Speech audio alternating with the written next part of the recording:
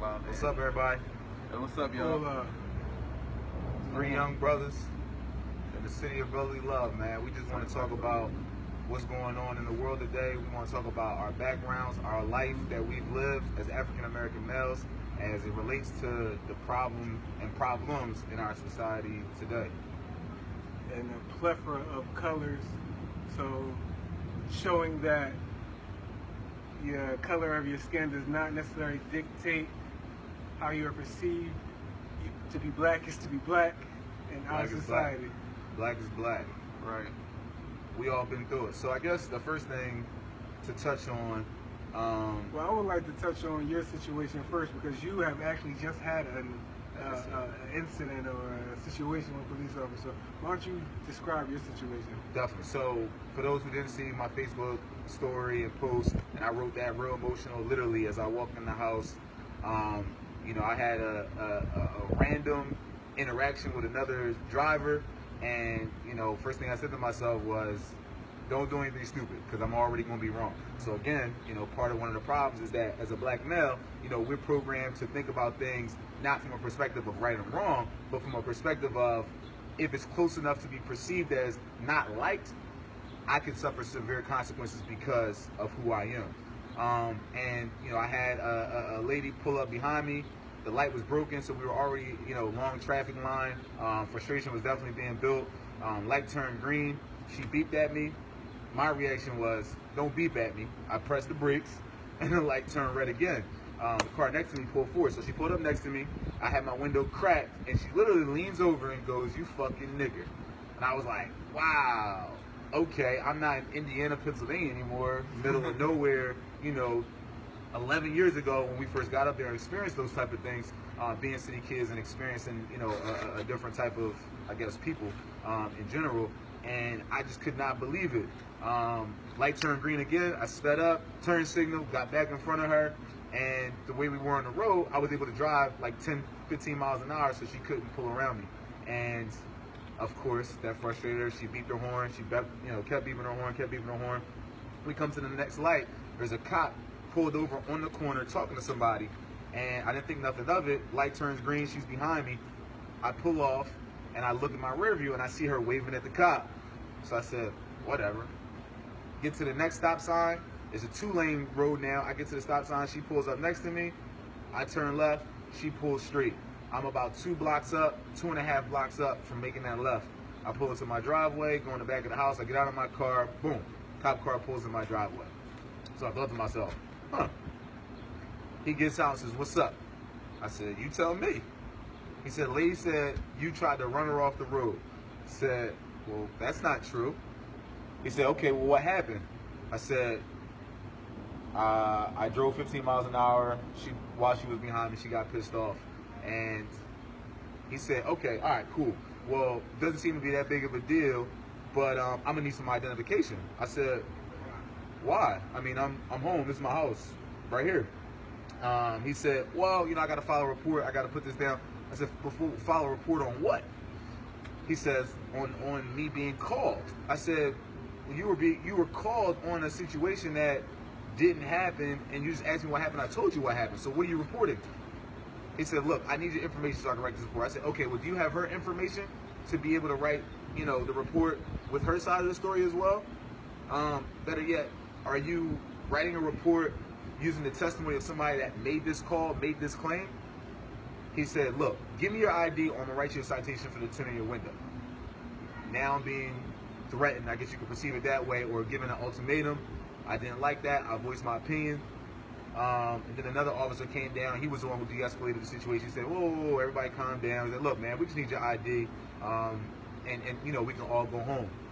And right then in that moment, that was my thought, was ID or potentially just because I have an opinion and I feel like I have rights and I'm home, I'm being harassed, whatever negative kind of thing I could pull out of this to say I want to just go in the house and not, you know, not engage with these police officers, I knew was going to cost me something. Who knows how severe? And at that moment, that's when I made the decision, you know what? Here's my ID. Gave him my ID, wrote all my information down, and then I go in the front of my house. I go into the front of my house only to see like 7 cop cars unmarked cars, 4 police officers in the street having conversation. And I said, all this was because some lady waved her hand and said, he tried to run me off the road. But again, you know, I can't say to the exact reason why, you know, he felt that that was necessary, but I'm going to speak from my experiences, and probably what a lot of people can relate to is that his perception from the beginning. I think he made that comment about my tinted windows because as soon as he looked to see who she was talking about, he saw a black car with black tints, and whatever he thought was, this is somebody I need to investigate, but probably not as much because of her claim. And then afterwards called for backup when he pulled into the back of my house because he doesn't know who's in that car, and he perceived as this could be a potential threat. Again, I think based out of perception, not because, oh, here's a car with somebody in I need to go talk to. You don't call backup and call for 5 additional squad cars. Right. It was that how was it the looked. first thing I noticed was the number of cars there. So you got to imagine that if he's reporting the situation as it was presented to you, you attempted to run a woman off the road. Why do you need this amount of backup? And why is it consistent that there is always several police cars when it involves someone who they perceive to be African American or Black American, however you want to define yourself? I can give them one thing, because that is protocol in the county. Like, in the county, whenever you get pulled over, they got to call back up to notify somebody, I'm pulling somebody over, somebody can back me up. Like, every time you see somebody get pulled over in the county, you're going to see multiple cop cars. Now, Delaware 7, County. Yeah, Delaware County, I'm sorry, but 7, that's a bit much. Usually, it's 1 or 2 squad cars that'll pull you over, see what's going on. I would think you would call backup in relation to the severity of the situation. Of course, you, as a police officer, as any person, you're going to check in with somebody if you feel like you're in a situation where you may be unsafe, or as a police officer, all situations potentially could turn into something unsafe. But the level to which you presented should correspond with the actual situation. Exactly. There was not enough of a claim for him, in my opinion, to have that level of backup call, for him to feel like he needed to chase me home. I wasn't driving at excess speed, anything. But, you know, at the end of the day, I don't want to beat this into the ground and make it seem like this was the worst thing ever that happened and this is our problem. I think that, you know, the root of this is a common perception and stereotyping that leads to behavior, the aggressive behavior, and how he felt like he needed to deal with the situation because he perceived it, who he perceived to be involved in the situation. You know, unfortunately, I think the other problem is that only because of these current times that I was emotionally moved by that, and I felt like this was a problem and I needed to say something because, to be honest, it's not the first time that I've been in this type of situation. You know, I don't have a criminal background. I don't have a criminal record. But I can't count how many times I can tell stories of being in the car and just share another story. Being in the car, being pulled over, thinking to myself, man, I was speeding a little bit, but hopefully, you know, he gives me a break. Asking for license registration, give him that information. He comes back and says, you know what, all right, everything looks good. You mind if I search your car? Coach raised a good point. You know what I mean? Because it's as simple as this. Like, you know, whenever you're getting pulled over and they're asking you for information, your name, anything, the question is, am I being detained? Yes. If you're not being detained, it should be, have a nice day. Or are you giving me a ticket? All right, cool. Give me my ticket and let me get on. My only concern with that is, though, ticket or giving me or detaining me. Well, what do you need my information for? Why do you need my name? And my concern, and I would probably say this to anybody that I care about, is while that is your right and you can do that, again, you're now putting yourself in a position for them to be displeased with you, angered by you, and then make a decision to treat you in a way that you still don't deserve to be treated because I have that right. So I listen to talk radio all the time, and a cop called in this week, and one thing he kept beating on was just comply, just comply, just comply. And for me, it's just like, why must I comply without you thoroughly explaining to me why I need to comply? What safety threat I present? What issue I have brought? why do I need to automatically comply? And frankly, we see all the time white people not comply. And Not they initially, good. not immediately comply. They're And good. the level of response does not ratchet up as quickly as it does with a black man. It is, you will see a video of 2 officers and a man with a hatchet, and they de-escalate that situation. Flip the switch, 2 officers and a black man who happens to be over 6 foot, who happens to be maybe over 200 pounds, he is tackled to the ground with little to no discussion. The level of escalation when dealing with, let's just say, for example, a moderately frustrating black man versus a highly frustrating white man is uneven. And that's just not fair. It's just not fair is absolutely the point. It's like we live our lives completely different. We live our lives in fear. We're trained. I always tell my mom this, one of the most valuable lessons she taught me, and I can remember her saying this and trying to teach me this for as long as I can remember. I'm talking about age 6, 7, 8. She always said to me, Paul, you have 2 strikes against you. You're black and you are a male. To think that that is how I have to be raised, for me to be in the mindset of think not just right and wrong, think not just to make a good decision, but think to the point of anything that I do, whether it could just be a simple, immature, honest mistake, that is a mistake that could cost me severe consequences. Why? Because I'm a black male. And you can say that's right or wrong, but I thank God that my mom was able to put me in that mind frame, because that's how I have to live my life. Right. And that's how I have to think about things, because I know if I didn't, I would have done things thinking I'm going to voice my opinion. I'm going to be emotional. I'm going to defend myself. I'm going to stand tall and say I have rights and this is what I choose to do. I had to walk away from certain situations where I didn't get to do that because I knew what it could cost me. Right. Like for example, when we got pulled over out Allegheny County, right? And you were exercising your right to say, yes, listen, he asked. I don't agree to you to search my car. Like, you're not searching my car. And I had that right, because if he had probable cause, he wouldn't have asked. Right, but what did he follow with? He said, for those that want to know what I'm talking about, I said, no, you may not search my car. After he already checked my information and I checked out, he then proceeded to draw his gun out and said, you want to be an asshole. Now everybody get out of the car. That's how that situation escalates to the point of, because I answered his question and I said no. Right. We now all get out of the car. I proceed to take a breathalyzer. The passenger is asked to do a roadside sobriety test. No, I didn't do the roadside. You didn't do the roadside? Remember, they pulled up with another dude in the back seat.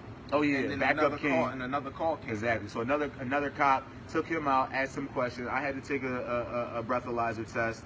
They interrogated the passenger in the back seat. We were on the side of the road for about 2 hours, and then he proceeded to tell everybody to get back in the car. And then he said, "Oh, in the meantime, on the road for 2 hours," because he searched every inch of my vehicle, inside, trunk, everything. And then he proceeded to say, "Drive safe."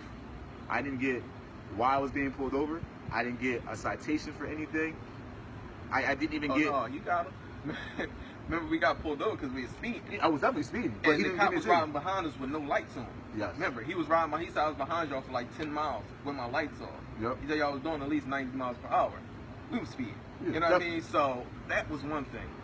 When he saw Kenny was from Williamsport, because he asked for our IDs before anything. Yep. And he saw Kenny was from Williamsport. See, nobody was supposed to give up their ID anyway because you were the driver. You was getting pulled over. We was just your passengers. Yep. You know what I mean? So that fact alone, why are you asking me for my ID and I didn't do anything? So I'm just in the they're car. going to ask you because you're a perceived threat, because daily, weekly, monthly, cops sit in a meeting where they're given the profile of the suspect that they should be looking for. I learned this from a conversation with one of my frat brothers who is a police officer. He let me know that they daily, weekly, monthly get a profile of what they need to be looking for. And the profile, this was maybe 2-3 years ago, the profile is white t-shirt, blue jeans, black male between the height of 5'6" to 6 foot. That is a broad range. 5'6" to 6 foot. God damn. I mean, a dude that's 5'6" ain't getting mixed up with a dude that's 6 foot. It is but no. you get this broad range, and at that time, since I think he was in DC, the profile was he has dreadlocks. So they're giving, and this is given to them daily, weekly, monthly. So it's beaten into their head that this is your suspect. This is who you are looking for. This is the perceived threat. Right. So when they interact with us, they are already taught that this person is a perceived threat. Right. So basically, we fit the description. You know what I mean? So what, like, for you, what does it mean? It's hard not to fit a description when you're dealing between a white officer and a black officer, because let's be frank, to a white person, most black people look the same. Just like to a black person, most white people look the same. And that's because we don't key in on the same features, right? I learned this because my bachelor's degree is in psychology. We're going to key in on lips, nose, eyes. White people, hair, ears, mouth. So we don't key onto the same features. So if I'm a white person and I key onto your mouth, and you're black, you're probably going to have thicker lips. Your ears, you're probably going to have rounder ears. And your head, there's going to be Black.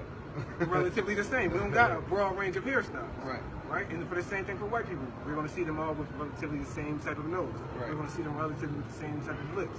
So we don't see, we're not looking at their whole face. We're keying on black people and white people and Asian people, all people. Key in on certain areas based on your culture, how you're developed. You key on certain areas of the face. Right. That's why we all look the same. So yeah, I mean, you know, one of the things that I guess we want to put out there and have an open forum about is, you know, being able to share your experiences so people of different races and people from different places that, you know, hopefully are blessed to not maybe have to go through the experiences that we have to hear, is that, like, we need to let the world know that while this has been normal for so long, it is not acceptable anymore. Right. It is 100% not acceptable. You know, I have my first child on the way who happens to be a black male. And, you know, one of the first things that instinctively come to me that I know I have to teach from day one is exactly that.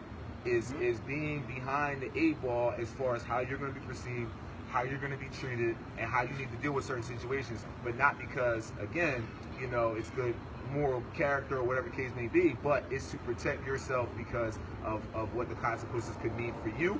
And I have to explain to him as how that is going to be compared to a white man. Well, let's or an Asian male. Let's roll that into exactly, you know, what you saw on the video that just happened in Baton Rouge. Because I'm gonna explain what I saw was a man reacting how I would react if I got tackled. Anybody would react the Listen, same way. the first thing you're going to do is brace yourself. Like, if you feel somebody hit you from behind, you brace yourself, turn around, see what the hell's going on. And then once you got me to the ground, I'm no longer a real threat. If you're on top of me, I don't give a damn if you outweigh me by... First of all, you got one of my hands. Right. Like, listen, if you can weigh 50 pounds less than me, if you're on top of me, you got me. I'm at your mercy. And it's 2 of y'all. You know what I mean? So at that point, it's like, where was the threat? You know what I mean?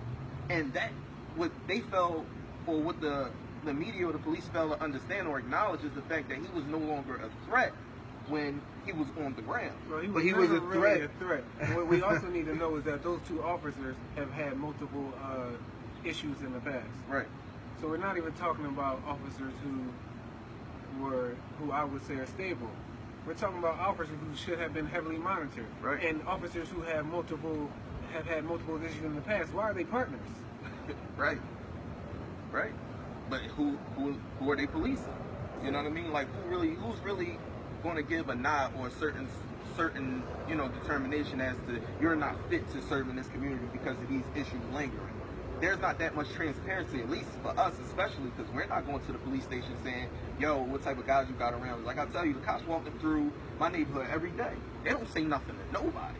They're not making themselves familiar with the neighbors. Even the older ladies on the block, look, man, I'm here to help. You know, if anything happens on your block, just feel free to let me know. You can still operate in discretion. I won't put your name out there, put your business out there. Help me help you. I'm here to protect. I'm not here to, you know, mess up nobody's day. You don't even have, like, that doesn't take long. That's 5 minutes. But those are all great examples of ways, because again, I want people to understand too that, you know, we're not anti-cop. Like, you know, they take high risk responsibility every day. Right. And, you know, they definitely keep our community safe to a point. Right. And they do as much as they can. So, you know, nobody here is anti-cop, but what Ray just talked about are great examples of things that you can do to better integrate with our community, which would allow you to better have an understanding, as well as also not us having us live in fear, because when I see a cop walking through the neighborhood, I'm already thinking, let me get out his way, because I'm not going to give him an excuse to, you know, look at him funny that he don't like,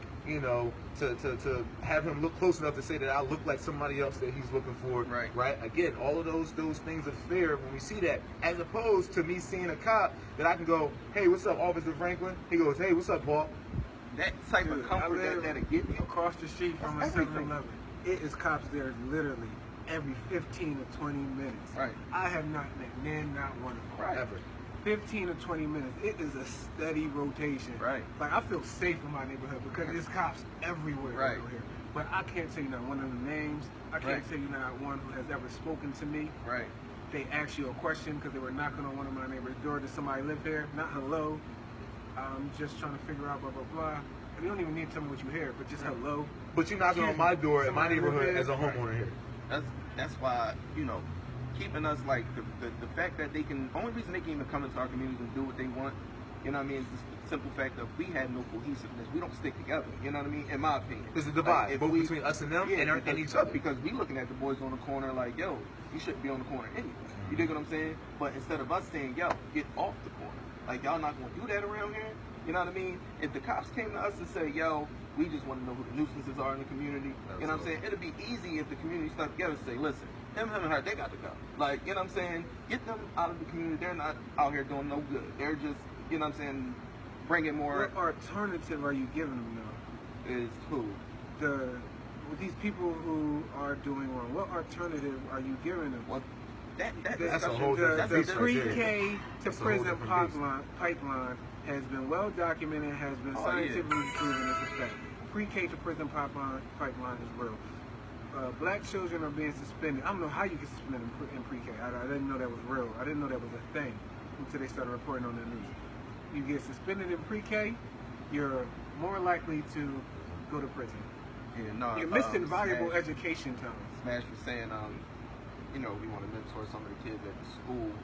I'm always you know, yeah, definitely with the mentoring thing, but and also to touch on that, like, you know, these kids, like, you know, in the midst of everything that's going on, like, that's one thing I acknowledge the most. Like, they don't know no different than their community. I ride through 60th Street every day. These kids go out, get dressed up, get fresh just to stand on the corner all day, and I'm just like, yo, why are you making it so easy? Like, in my logic, in my thing, if I'm not doing the right thing, I don't want to be seen. I don't want to be in touch and reach of the police. And I wasn't doing so the right if you don't have the aptitude to even use your common sense in the situation to say, listen, I can be targeted because I'm on this corner, but that's not like that to me. These kids don't got old heads. They don't have quality old heads. Yeah. See, I had quality old heads. Right. They might not have been doing the right thing, but I had quality old heads who said, I'm not doing the right thing, but that don't mean you're not going to do the right thing. Right. And if you are going to do the wrong thing, then be smart. Don't do X, Y, and Z. I never was a corner boy. Right. So this didn't make sense. Why are you standing on the corner? I got a question for y'all and anybody that cares, that's listening or watching. You know, I think we've identified the problem that we have in society. I think we've identified that there's problems that our police force have, and that there's a divide between the people in the community, and there's a divide between us and them. Right. You know, at the end of the day, you know, I would ask that everybody try to be a solution-based person. It's like, when it's a problem and you can identify it, next steps is, all right, how do we fix it, and what are our alternatives? And I think Ray, you know, has really kind of opened my mind up about the fact that these guys are in our community and their job is to protect and serve us. Like, don't ever lose sight of that. Like, you know, again, they come in and they have egos. They come in and they're authoritative, and, you know, we're supposed to kind of do whatever, as you said, comply to, without question, without hesitation, to every single thing of theirs. And it's like, but you essentially work for me. You're here to protect and serve me. And we're living in fear, and there's opportunities for you to integrate into this community, which I think would help that. So it's my question is, how do we bridge that gap? Is it us going to them, being the bigger person and saying, listen, every time I see a cop in my community as a black man, if I don't have a reason to be, if I don't have a reason to be fearful, if I don't have any, thing to be worried about that I could be, I can incriminate myself or go to jail for, why can't I take the first step to introduce myself and ask them their name and have a conversation with them? Because I think that, again, the point of us living in fear, while it's not okay, what are we doing about it, right? Because anytime you live in fear, what do?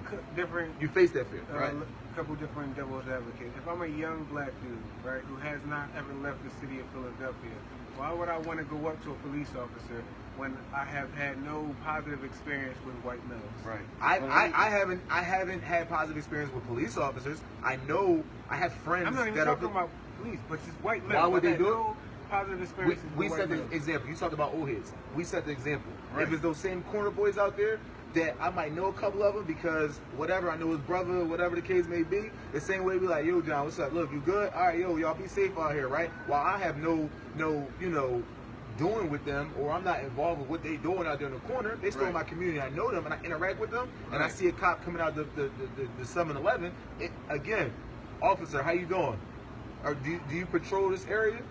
Yes, I do. Hi, I'm Daryl. I own the house at such and such right across the street. I appreciate you. How long you been walking the path? Like, how long you been out here? So for them to see that, I don't think, is a bad thing. I'm not saying that they automatically going to take that and run with it. If they're like me, you know what I mean? Or like I've been my whole life, like, and this is me becoming a man, was me realizing my place in this world and one of the things I'm supposed to do, right? Yes. But I'm just now realizing that. My whole life, I've been taught to say F the police. You know what I'm saying? My whole life, I've been victimized by cops. Like, you know what I'm saying? Like, from my very first interaction to my last.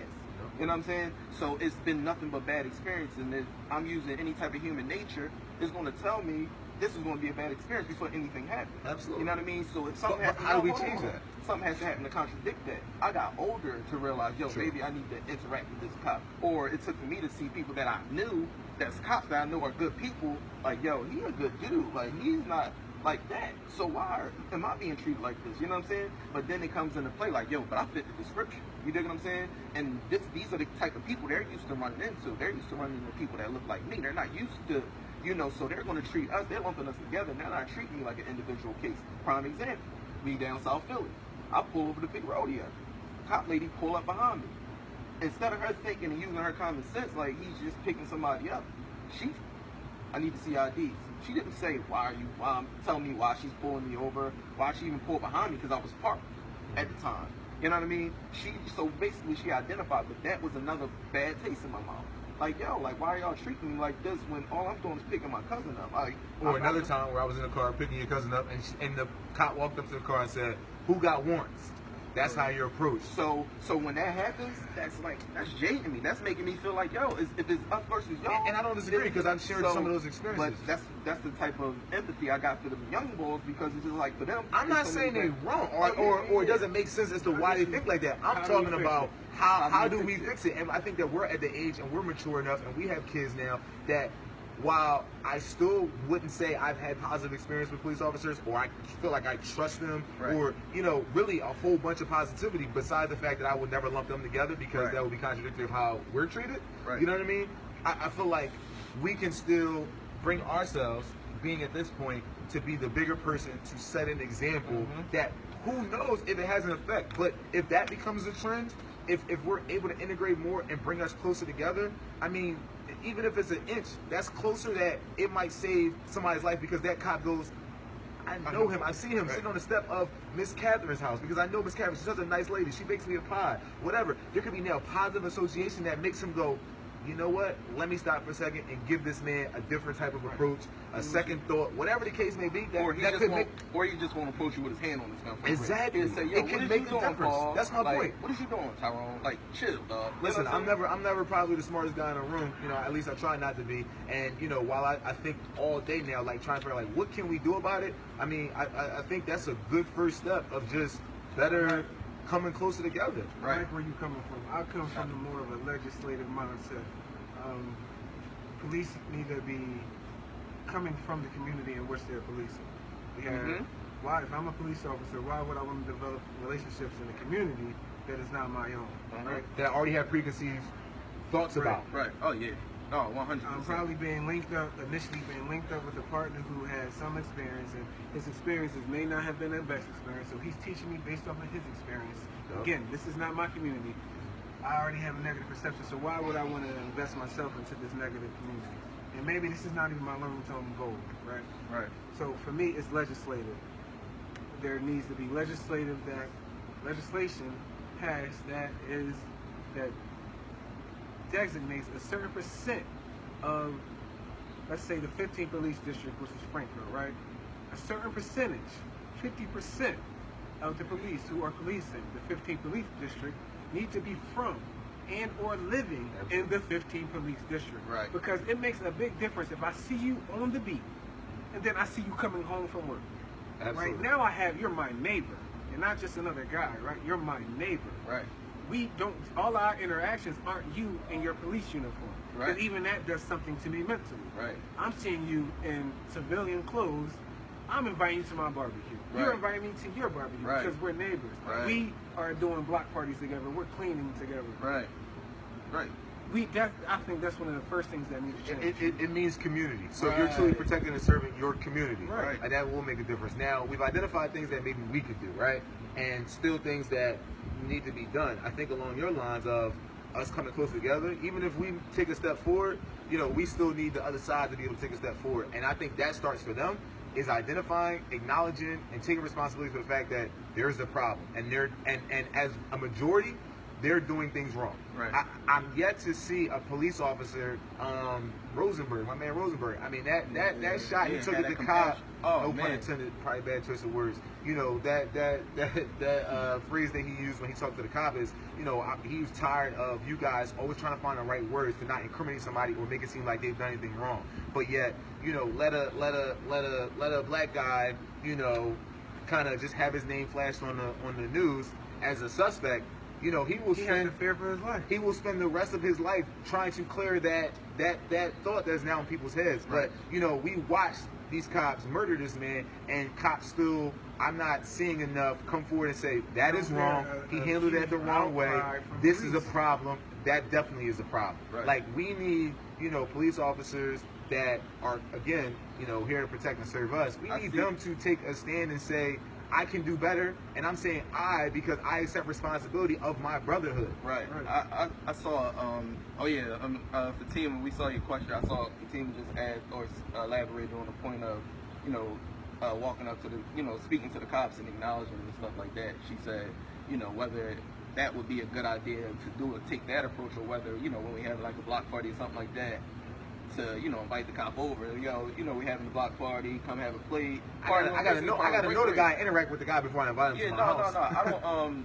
I'm not opposed to that idea. Like the thing be like, if I'm sitting on my step and the cop walking past, or if just a general dude walking past, you in my neighborhood, yo, what's up? You know what I'm saying? Yeah. That's all I ask for. I don't ask for for us to have an extended dialogue. All I'm asking for is acknowledgement. Acknowledge the fact that you're in my community. Acknowledge the fact that you see me and that you see I'm not doing nothing wrong. Number two, and that I'm willing to acknowledge you back and say, yo, what's up? Next time you see me, it should be what's up. Yeah, and from this point forward, I think there's nothing wrong with that. We can that's build. you come into my house, you speak first mindset. That's how I was raised. You me walk in too. somebody's house, Me too. you say You know, hello. me You don't too. wait for them to speak. You just walk in their house. You gotta speak first. Exactly. I think that's an okay mindset. Right. Everybody I know was raised that way. You don't just walk in somebody's house and you don't say nothing to nobody who live there. No, you Exactly. speak. You walk into their house. You don't wait for them to speak. Right. You walk into your parents' house. You speak first. You don't wait for your parents to speak. But That's how you Absolutely. raised. And I mean to give some other examples of I think that, I think about opportunities for cops to speak and acknowledge themselves from the beginning is how many times you've been like getting out of your car and a cop slow down and you see him staring and it's like, cause you like as a human being, like think about how uncomfortable that is. I'm not doing anything wrong. Right. I'm in my neighborhood. Right. I pay taxes here. I'm about to walk into my house Right. and I have another human being looking at me as if I'm in the suspect. And again, he may be doing his job, but stop the car, roll down your window, and say something. Hey, sorry, we just out, looking for such and such. You live on this street? Yes, I live at 216. Okay, great. You have a good night. Like Make me feel again, safer. make me feel safe. Right. Show me you're protecting and serving. Show me you know that where I you're live. about my community, and not every time I see you, our interactions are you looking at me like I'm suspect. Right. or better yet, you saying something as if you have the thought process that I've already done something wrong. Because the first thing you're going to do is get defensive. You know what I mean? I'm human. And I'm looking at the situations like this. Like, you know, while I'm standing there and, you know, I see a cop, like, tackle you and pull his gun out on you and shoot you, I'm going to snap. Yeah, I'm going to make make it a little more secure. That doesn't, because I'm already, like, first off, I'm uneasy on your approach, period. Yeah, you know what I mean? And that's my the guard's thing. already The up. reason I'm saying we get familiar with each other, we talk to each other, because we need to feel like, listen, you're doing the right thing 9 times out of 10. If you're not making me feel secure in your actions, I see a cop tackle you. If we're walking down the street, you know what I'm saying? Number one, I'm on defense. Now, I might not jump in from the rip, but if he pulls his gun on you and shoot you, oh, better off. You gotta kill both of us now. And that's that's a good point, you know, to I think, you know, another message we need to spread and get people to better understand. Like, these situations that we end up in and they go south maybe because of a reaction that you could say maybe wasn't the best. Like, stop making it seem like it's a black thing. Like, it's not a black, angry, aggressive reaction. It's a human reaction. Right. It's a human. I'm a man and I'm an adult. First. Like, like there's only a handful, if that, of people that get the gray area. Like, I'm black and white. I'm not going to treat you a certain way. I'm not going to talk to you a certain way. I'm not going to engage with you a certain way. So when you do it to me, guess what? You're going to get a response that nobody's going to like. That's how humans are. You know what I mean? So, you know, I want people to stop, you know, acting like, you know, oh, well, he triggered the reaction of the cop. Well, no. He set the platform. He set the stage by the way he approached me. Right. So I'm thinking that a cop would say, I'm a police officer, I'm in the role of authority. You have no need or no space to get defensive. Well, that there is insulting our intelligence, because you're looking at doing that in our community, but they're not going in Beverly Hills doing the same thing. Or they're not walking in Bel Air doing the same thing. You know what I'm saying? They're not walking barely in Delaware County. If Paul was white, they wouldn't have approached him like that. And that's just the bottom line. That's the bottom line. That's the issue. You know what I'm saying? Like, I get that. Like, in the ideal situation, you would treat everybody the same. And if I knew you was treating me the same way you would treat my white constituency, then it would be different. Because when I'm walking downtown, I feel like everybody's my peer. When I'm walking in the hood, everybody's my peer. It's no difference for me. I'm not treating nobody different because of how they look. I'm treating everybody how they treat me. Yeah. And that's just it. You know what I'm saying? I have no discrimination in my heart. I don't segregate people. I don't put people in boxes until they show themselves to be put there. You know what I mean? But everybody not you, right? And if that's the problem. Let's switch it up. If I'm white and all my interactions with black people have been on television, which is going to 9 times out of 10 perceive a black person to be aggressive or the thug or the person who's committing the crime if I'm watching CSI. If all my interactions with black people have been negative, why then would I perceive you to be my parent? Right? I'm coming from a place or a mindset where I don't even understand my white privilege. Yeah, real talk. Right? So if I don't even understand how I benefit simply from the color of my skin, why would I view you as my peer? Wow, because I don't see because you. I know what you're saying. You're black, right? Right. All you're doing is complaining all the time. Right. I'm going to say it's time for you to get over slavery. Right. I'm not going to mention that slavery really ended about 60 to 70 years ago. Right. Not when Abraham Lincoln freed the slaves. Slavery ended about 60 to 70 years ago. They just kind of changed it. They just arrested you and then gave you to a plantation. Right. But that's still slavery. Right. Yeah. Or to be honest, some things don't change. I think they revolutionize. So every time, you know, something get passed and say this is no longer legal, all right, we'll just redo it a different way. We're gonna re-engineer it. There's a way around everything. That's why Jim Crow happened the way it went down. You know, after Jim Crow, like, you know, them bringing drugs into the community and locking us up, and then realizing, oh, prison is profitable now. Now we got the prison industrial complex that's, you know, farming us off. Michael Jordan, who makes $1 billion a year off of these sneakers, right? He's gonna sell you these sneakers overpriced for sneakers that really cost about $5 to $10 to make. He's gonna sell it to you for a couple $100. And then what you may not know is that he has stock in private prison. So he's perpetuating the cycle.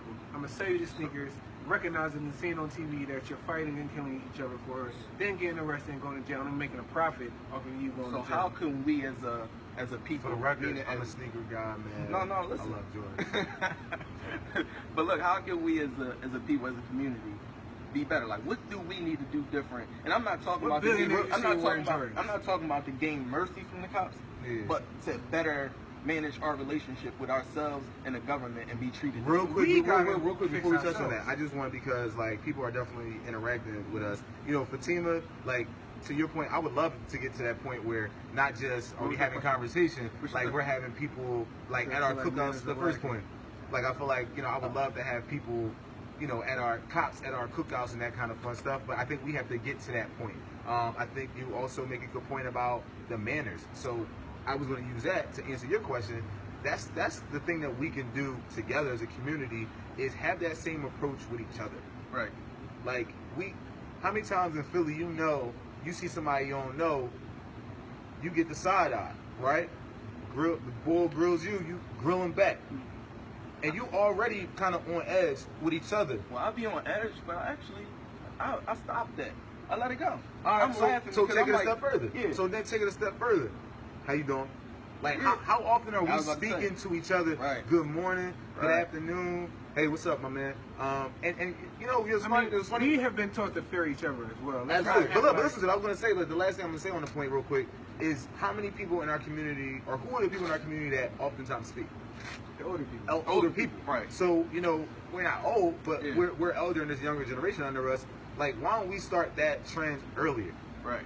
Be- If a dude look at me too long, like I used to get defensive, like, what is you looking at? You know what I'm saying? But I'm at the point now in my life where it's like, yo, what's up?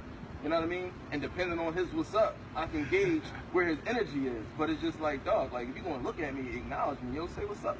You know what I'm saying? Absolutely. We do need to talk more. Yeah, because I'm carrying a certain air about me. Like, you know what I'm saying? Like, it's us elevating the way we feel, because you feel good. Like, you know what I'm saying? When you walking out your house, your door every day, I'm feeling good. I'm feeling good about life. I'm feeling good about where I'm at, where I'm going. Whether I'm working hard toward another goal, that's another thing. But I'm working, I feel good about who I am. You know what I mean? So it's just like, me, I have to project that light onto somebody else by saying, somebody giving me the ice girl, oh, I'm assuming you're having a bad day, yo, what's up? You know what I'm saying? It's not me even being on some nut stuff. It's like, yo, what's up? Like, I'm with whatever. Like, we can, if you want to square up, we can. But essentially, like, oh, you staring at me.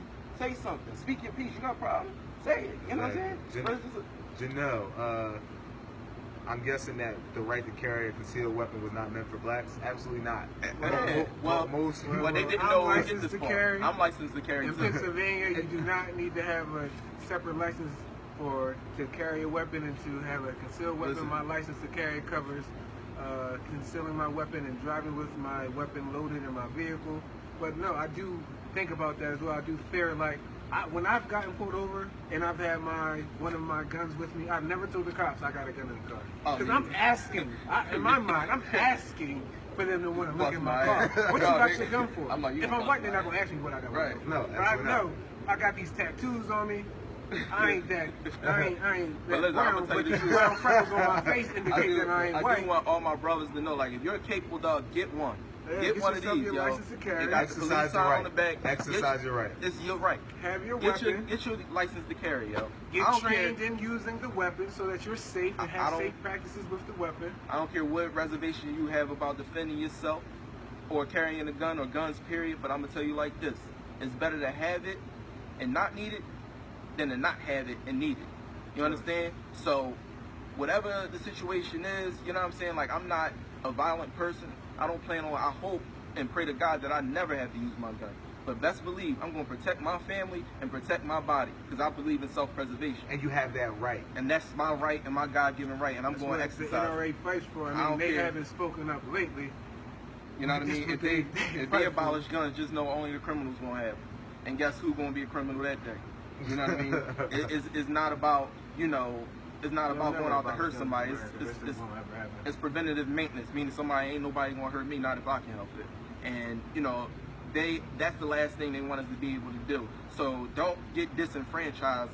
Be a part of society and make sure you take advantage of every right you have as What a member happened of in the society. California when the Black Panthers got themselves exercised their Second Amendment right to carry firearms, NRA turned their back on them and helped push greater gun restrictions. Well, yeah, because that's when the guns got in the hands of the people they They don't want the guns in our hands. Exactly. They knew it was And something. that was why I said, to answer the question, no. But guess what?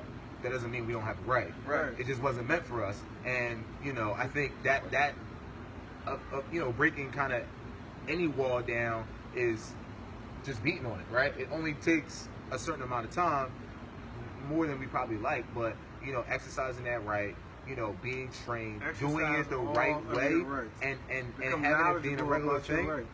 Like if cops are catching guys with unregistered firearms and they have a loaded weapon on them. In PA, it is illegal. You do not have to register a gun. You don't register guns in Pennsylvania. Right. You don't have to. So, and I'm telling all my brothers, like, if you're able, go and get your license to carry, and my sisters too. Sure. Y'all just protect yourselves. Get yourself something you keep right in your purse. Right. Just get something small to keep, because there are bad seeds. You know what I mean? And the bad seeds don't know no color. Right. They're not. There's no picks there. So you have to protect yourself, and we have to know and be able to weed out the people that aren't for us and the people that are for us. You know what I mean? Like, we can't really group everybody into one lump, division and say, all right, I'm gonna treat everybody the same, because one shoe don't fit all. We all have to treat everybody as an individual, and we all have to know, like, even with cops, I treat cops as individuals. That first interaction, when you pull me over and I ask you why you pulling me over, if you give me attitude, like you said, Paul, I'm gonna get right back. You know what I'm saying? But essentially, it's just like people like comply. I am complying. When you put your sirens on, I pulled over to the right. A little bit different. I was complying from the red. When I deal with cops, I turn into, you know me, you probably feel like I'm a bit aggressive. I turn into the most non-aggressive Daryl Smith you ever met. Oh yeah, sir, how you doing today, sir? Oh, yeah. By the time the cop got to my car, I already got my license registration on my lap. It's right here, officer. You can see it. I keep myself and everything very visible, especially because I probably got my gun in my car and I don't want to have to open my glove box. Right. And they see the gun. That's gonna open a new can of worms. But when they come behind me, I'm already ready. But that shouldn't be the case. My antennas shouldn't come up every time I see a cop go behind me. That's that conditioning. That's a good point, and I want to disagree, because I think that as I talked about, us taking a step forward and trying to bridge this gap and get closer together with police officers. Why not? Why not be ready? Why not have yourself above reproach at all times, right? Right. Why? And that's not about whether I should have to or not. Yeah, why not? Right? I think that's an excellent point. Is when a police officer pulls you over, hand on the steering wheel, and my buddy and my brother, who is a cop, I still remember when he first became a cop. He taught me. He's like, when you get pulled over, Paul, this is what you should do. Right. Make your life easy. This is what you should do. But not because I'm a black man. Anybody. Right? Step one, whether I'm already been perceived a certain way, hands on the steering wheel, already have your identification out, right? So when he asks you for that information, you don't have to reach for anything. He can already let his wall down. Like, I see his hands. He obviously is willing to comply, right? Again, that might only move the meter so much, but again, it gives you an opportunity to not have it go left, because you could have done something ahead of time to not put yourself in that situation. Right. So I disagree with, like, we shouldn't have to do that, but why not? Do it. Take that step forward. In my mind, it doesn't matter what you should or shouldn't have to do. You practice the 7 Ps. Prior, proper planning prevents piss poor performance. You always plan properly. You always got to be ready for everything. And let me add to that point, though, because that's like what brings me to the point of situations like this, the Mike Brown situation. You know what I mean? Or better yet, even the situation that just happened with the dude in Minnesota, not the all-time Sterling, but the dude in Minnesota, right? Now, what if they were compliant? Because we're hearing that Mike Brown had his hands up when he got shot, right? That's hands up, right? As Don't shoot. Kanye would say, hands up, like the cops taught us. Hands up, then the cops shot us. You know what I mean, right? So in those situations, what do we have? Because we're not getting judged. This is the problem that this is the outrage we're dealing with in America, right? It's not us not complying. It's not the fact that, like, we're not crying over a criminal that get killed by police. No. Nobody. You see a bank robber get killed by the cops. Nobody's on the news protesting. Everybody like, wrong place, wrong time, brother. You shouldn't have been there. You shouldn't have been doing that. That's what happens, right? But when somebody has their hands up and the cop shoot them, or somebody on the ground defensive and the cop shoot them, or a dude in the car and he tell the cop, I got a gun, and then the cop pulls his gun out and shoots him, it's like, yo. Again, that's legislative. You got to understand that what the law is. The law is there has to be some degree of intent. This is why cops get off all the time, because it's hard to say a cop has intent. That's why you always hear cops say, no cop comes out the house in the morning hoping to kill somebody, because they're trying to wipe away any degree of intent. Right. So what do we do though? Like, how do we? Because you instead of protesting, marching up and down the streets, you protest in front of your legislator's office. Right. And you let them know what laws you want to be changed, what amendments you would like to be made. For example, I want the law to change that it's not simply intent. Right. Manslaughter needs to be broadened. Well, okay, you can not say it's not first degree, second degree murder. That means manslaughter. Manslaughter is something as simple as I ran somebody over with my car. I didn't have the intent to kill someone, but I killed them. Right. So we need to broaden the manslaughter. Right. What constitutes manslaughter, so that cops and their actions can fall into it, because it's always going to be hard to demonstrate intent when dealing with cops. Janelle, I guess her name. Janelle said, "Whatever happened to the use of tasers?" Well, you know, let me hit that real quick, because as I said, I listen to talk radio all the time. The national president of the, I'm gonna say it wrong, but the national president for the largest police union came out and said, for the past X amount of years, they've been asking for more training. Right. We don't maybe think about it, because I didn't think about it. I guess you probably do need to be trained on how to properly use the taser. Mm-hmm. If you don't get this training, you you're not going to reach for your taser. You don't feel comfortable. You're getting gun trained. Yeah. Right. You don't feel comfortable. And you probably naturally feel like you can use a gun. Yeah, well, obviously. But you're not getting trained on the left side of your belt or the right side, whatever hand you are, where the taser is. You're not getting trained on how to use the taser, so you're probably not going to reach for that first. So they're not reaching it first.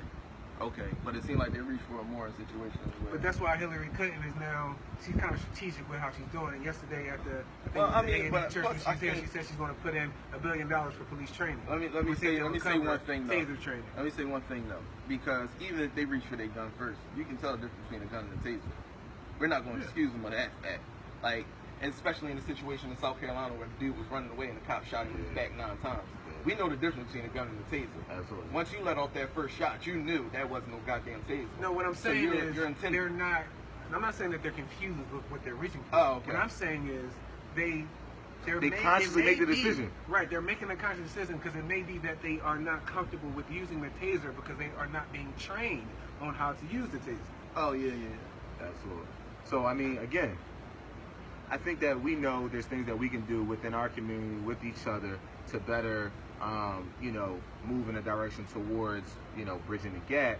And I think that there's things that just in our community together we need to work on for our sake, personally. But at the same time, we can't always, again, make it seem like it's our fault and we need to fix this problem. Yeah. So, again, police training, them better integrating into our community, having them understand that as long as they think I don't want to kill somebody today, that when they kill somebody, like, you can still be wrong and still have made a bad decision, as opposed to thinking, well, I wasn't planning on killing him, but he put me in the situation. There's a built-in mechanism for them to be able to defend themselves and then have support from fellow officers, and then the people that we vote to put in office to again protect them behind certain laws and regulations. Don't vote in droves. Right. We are not go down to the affecting change because we are not voting. And moreover, we are not having people who represent our best interests. Right. How many people have been down to their state representative's office? How many people know who their state rep is? And that's at the lowest level. That's at the lowest level. But that's the person that's probably where the most change is affected. Because they're the closest to your community, and then they're the person that can be the voice for you to be heard as a citizen in the community to the people above them that are making decisions that, again, too, they're going to pick who they want to support, so you know who you should be voting for, or who you have options to vote for and why. So again, again, another thing that we can do in our community is stop being okay with, that's not what I do, that's not what my interests and passions are, so I don't care. But you live in a community that are governed by other people, and you don't care to know who those people are. Right. And then we have the right to, we have the audacity to complain about certain things, and then we find out a law because we're put in a certain situation, and you say, like, this is the situation, these are the rules and regulations. You go, well, I didn't know that. That's not their fault. That's your fault. Right. Right? Then, I don't agree with that. I think this is wrong, blah, blah, blah, blah. Again, well, okay. Are you talking to the people that influence that have the ability to help you change that? So again, another thing that we can do in our community is take ownership of the people that are governing, the people that are put there in position to have our voices put on a higher platform to be heard. Like we got to take ownership. I wonder how many people who are listening, watching, and ultimately will listen and watch this can name the branches of government. I don't know that we know how our government works. We aren't learning civics in school. Right. And we aren't learning civics in the home. We aren't learning economics in school. We aren't learning economics in the home. Oh man, and that's a good segue. I'm glad you brought that up. Education. You know what I mean? We talk about it all the time because I think that's the fundamental difference, or the what's wrong. The only way forward is through education. Not enough of us, and I'm not talking about, you know, in terms of you know, going to school and you know, academic achievement. I'm talking about literally people picking up books if you and have expanding their knowledge to on the things. internet, you have access To an encyclopedia. The world of education. There are several free education programs. Khan Academy. You can learn damn near whatever you want to learn. Khan Academy. You want to learn something you don't want to pay for it? Khan Academy.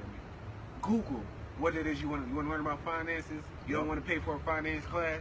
Yeah, Google it, right? No, Google everything. And somebody talking about taking your money, putting our money together, and doing big things. I mean, honestly, learn what the three branches of government are. Right. Learn how your government works and how your government is. We got so many steps to take before we get to a position of I think really just being able to come together. Right. Like, at the end of the day, let's keep it real. Right. Black people, we're not built like that. We're open armed to each other because, you know, there's been so many things that have gone on in our community where we feel like we have to get to a point where we can trust somebody to that point. We were taught to kill each other. We were taught to kill each other. We were taught to poison each other. That was Exactly. it. We have to That's get to it. we have to take the smaller steps before we can get to that point of being able to trust each other, wanting to come together, support each other, you know, start businesses back in our community, which then help the cash flow and that create jobs, so that then we can put that money together to open a bank in our community, so it's easier to get loans with our community. Money back into our community. Exactly. I think that's definitely where we How are we want going to to get bring to. money back into our community when we don't own? I wasn't about to curse. When we don't own nothing in our community, every corner store is owned by Asian or Hispanic. But that's what I'm That's saying. the problem. But before we get to that 7-Eleven point, is owned by- we have to better understand how to interact with each other. Economic or understand ownership. First off, stay out. I encourage you. If you don't make more than $100 grand a year, please stay out of Neiman and Marcus. Please stop. You know what I mean? Like, listen, I appreciate nice things too. I like nice things like the next person, but I'm not trying to keep up with a millionaire. I'm not trying to keep up with somebody that's not in my economic bracket. We need advertise for free. Listen, we need to put less value. Somebody else's who don't care about my community. Why am I rocking Tom Ford when Tom Ford don't give a damn about black Right. people? We need to put less value into what we wear and put more value into ourselves. We need to stop loving brands so much and love ourselves a lot more. And when you love yourself, you're not going to do something to somebody that looks like you. Or be honest, love brands that stand for something. Because again, I think the premise behind a lot of this stuff is do your research. Know what is going on. Like, stop just jumping on bandwagons and stuff like that. Like, we're brands you support and you believe in because they have a message. It comes from a positive place. It comes from somebody that you heard their story and you feel like you can relate to, or you understand what they're trying to do. Like today, I have on a Distorted Freedom shirt. Like, that's a brand that I believe in because I feel like it is so powerful in the message that is being conveyed in the name of the brand, the pictures that are depicted on their clothing, like, and if you know the story behind, you know, what the brand and the year that goes with it, Distorted Freedom 1964, what it stands for, you feel like you could probably relate to it and understand it and say, I appreciate that, and that's why I wear it. Not because somebody else is wearing it, and not because, you know, a person that has a bunch of money that I want people to maybe look at me like is wearing it. Right. And stop looking at, everybody know how much stuff costs, but nobody knows the value of anything. And that's like, listen, know how much stuff is worth. You know what I'm saying? Know that Jordans only cost $20 to make before you spend $160 on it. They may be a little bit more, but variably way cheaper than $20 to make, by the way. You know what I'm saying? Or maybe less. But what I'm saying is, you know how much this stuff costs. Because only thing y'all need to understand about economics is supply and demand. You know what I mean? If supply is low, then demand is higher, then the cost will go up. If you understand that, and you know people not buying brands, guess what? Them same J's that people were standing in line for, if people wasn't buying them, would be $50 at the store. You dig what I'm saying? So just know the value and the cost of things. People add value. So the money isn't in the product, the money is in the people. It's what people stand behind that drive the cost up. Absolutely.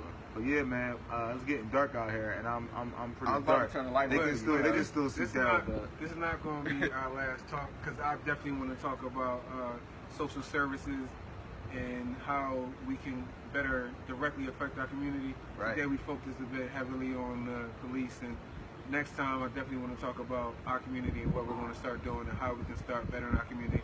I would definitely like to get suggestions on what we can talk about and what we should talk about. I'd also like to get suggestions on what we should be doing to better our community. And if you need us to mentor someone, then you need to let us know. Let us know. We are willing and able. And another thing that I know we want to touch on. 3 professionals right here. Another thing we want to touch on is something that I know is extremely close to my man Ray's heart, and something that we've talked about and we plan on implementing this fall is seminars and conference style opportunities for young adults coming out of college or that didn't go to college to understand how to brand themselves, how to be professional, be able to present themselves professionally so they can create better opportunities for themselves. So, that's definitely something that we want to talk about, and, we would love suggestions as we, we're currently putting together, a curriculum and a schedule for our seminar that we're trying to do soon.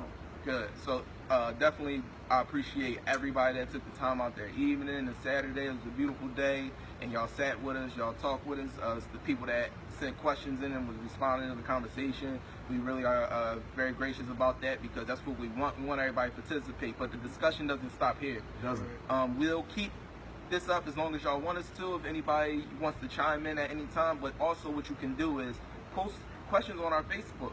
I'm Ray Parker on Facebook. You can find me on Daryl's if we are not friends. This is Paul Beckles. You can find him on Daryl's if y'all already not friends. You can post on our, on this feed here. You can post questions. You can inbox me. However you want to communicate with us. Send us questions. Tell us what y'all would like us to talk about next time. If y'all would like to continue this conversation, or if you want to be involved in another way, where as though we can have more people come in, we can have another roundtable discussion. We're open to that, I'm pretty sure. Talk to us. All right. Let me know, and thanks again for tuning in. Us. Again, I'm Ray. This is Paul. This is Daryl. Thank y'all, man. Have a good night. I'm gonna come close so y'all can see me. I'm Paul.